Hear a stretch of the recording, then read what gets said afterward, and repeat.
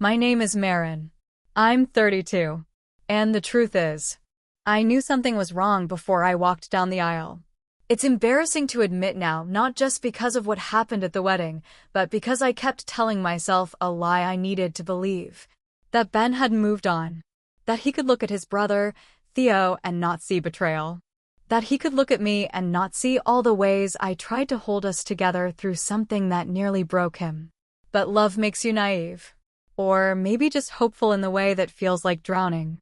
We used to be different. Ben and I.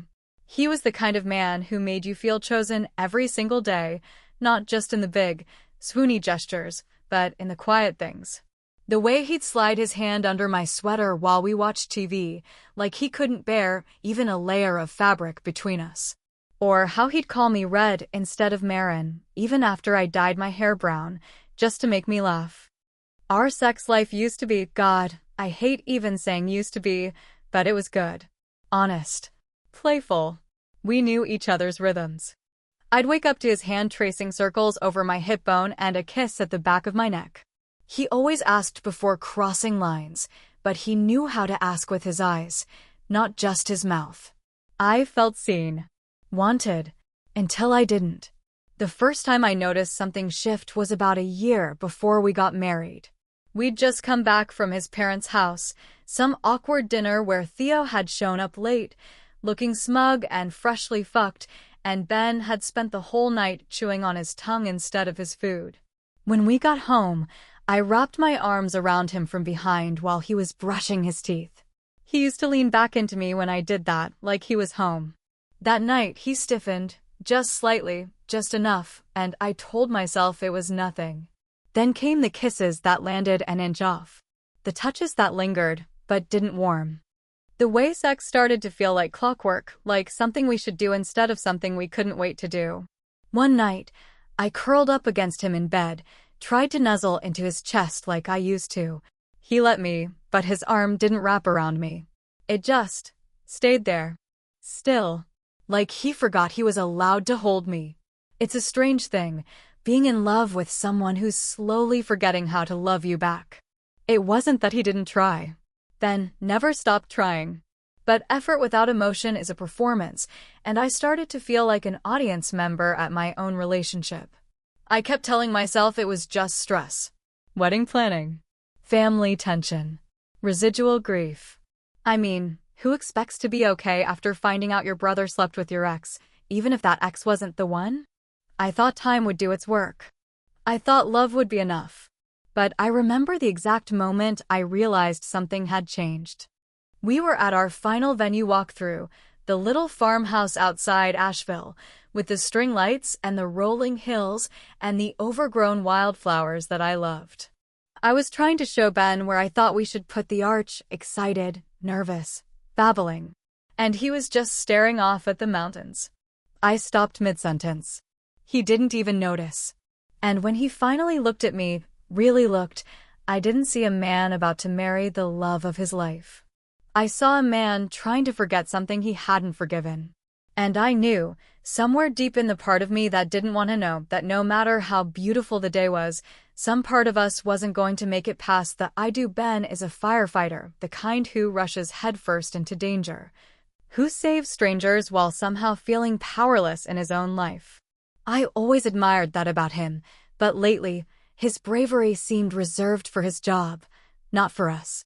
It was the night before our rehearsal dinner. I was exhausted from finalizing guest lists and seating charts, and all I wanted was to feel like we were a team again, to reconnect, to be seen. Ben came home late, still in his uniform, smelling faintly of smoke and sweat. I greeted him at the door, wrapping my arms around him tightly.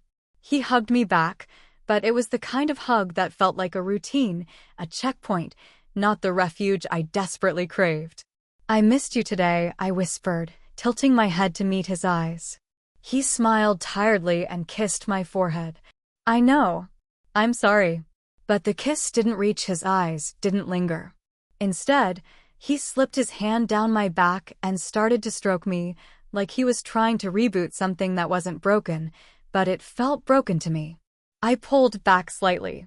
Ben, can we just sit for a minute? I want to talk. He looked surprised, like he forgot we ever used words for this, and nodded. I told him about the loneliness that's been creeping in, the way I miss feeling connected, not just touched. How his hands, though warm and familiar, sometimes feel like they're trying to fill a silence I'm screaming into. He frowned, frustrated. I show you I love you, don't I? I come home. I touch you. What more do you want? What more do I want? The question burned in me. I wanted his heart, not just his body. I wanted late-night talks without distractions, not just the noise of sirens or the stress of life hovering over us. I wanted to feel safe emotionally, not just physically. I want you, Ben, I said quietly. Not just your hands. I want you here with me, inside the moments, not just passing through them. He sighed, leaning against the wall. I'm trying, Marin. It's just hard. With everything. And that's when I realized how tangled we were. Two people trying to love, but speaking different languages. Me, desperate for emotional closeness. Him, reaching out through the only way he knew touch. That night, we fell asleep tangled but distant, and the silence between us was heavier than any fire he'd ever fought. For .1 Mini, we were sitting at that little Italian place we used to love, the one with the dim lights and red-checkered tablecloths, the kind of place where we'd always ended up laughing, sharing bites, and stealing kisses between courses. Ben had insisted on making it a date night before the wedding weekend chaos. I wanted it to feel like that again. I wanted to feel us again. But halfway through dinner, the conversation slipped onto Theo, his brother. Ben mentioned him casually, like dropping a pebble into a quiet pond. Theo's coming next week for the rehearsal dinner, he said, eyes fixed on his plate. My throat tightened. Right. Theo, I said, voice flat. He looked up, sensing something off, but didn't ask. Do you ever think about what happened? How it all shattered things between you two?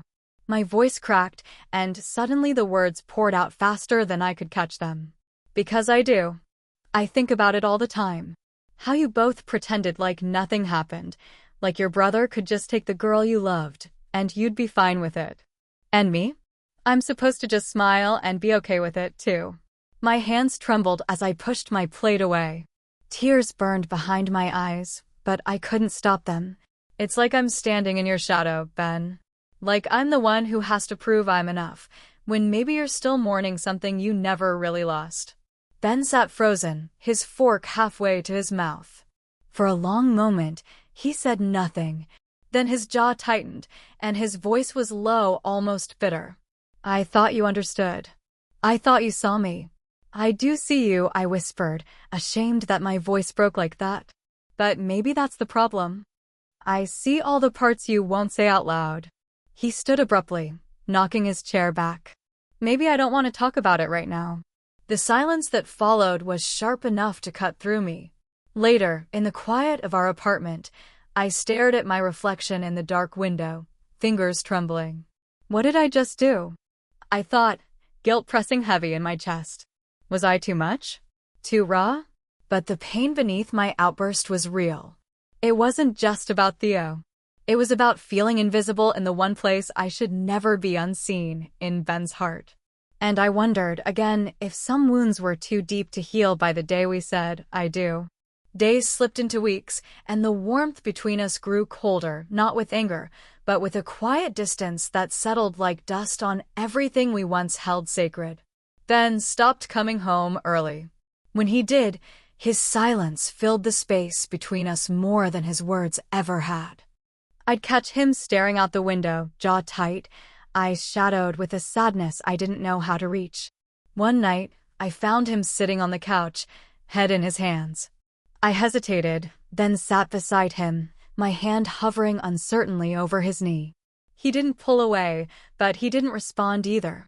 I miss you, I whispered, the words raw and heavy. He looked up, pain flickering across his face. I miss who we were, too. That moment, so fragile and real, hit me harder than any fight. He wasn't the villain of my story.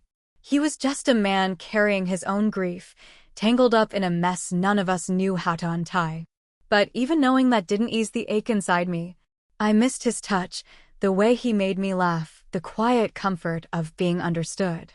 Yet every time I reached out, I felt like I was trying to hold water in my hands. I lay awake some nights, asking myself if love was supposed to feel like this ache and confusion, this silent war between holding on and letting go. And then I made the hardest choice. I would try one more time. Not because I was sure we could fix this, but because I couldn't bear the thought of losing him without fighting for the man I once knew. Maybe, just maybe, love was worth the risk.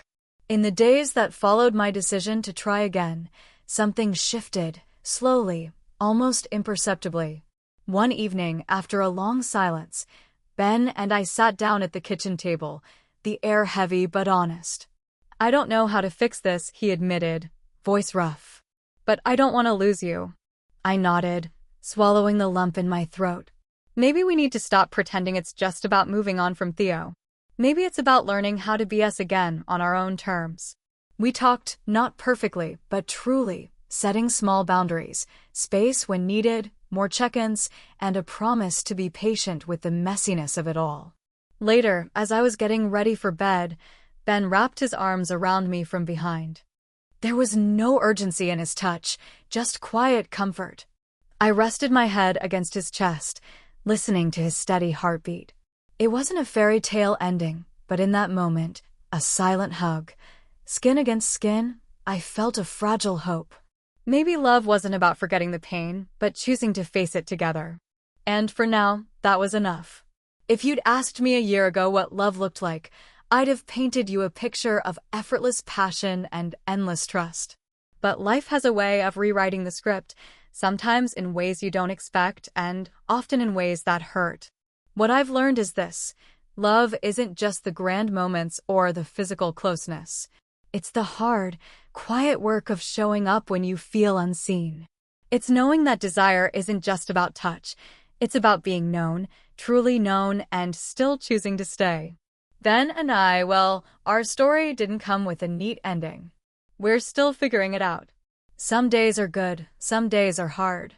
But I no longer fear the silence between us because I understand it's part of the space where healing can grow. So, if you're holding on to someone who feels distant, or if you're feeling lost inside a love that's changed, remember this: the most courageous thing you can do is be honest with yourself and with the person beside you.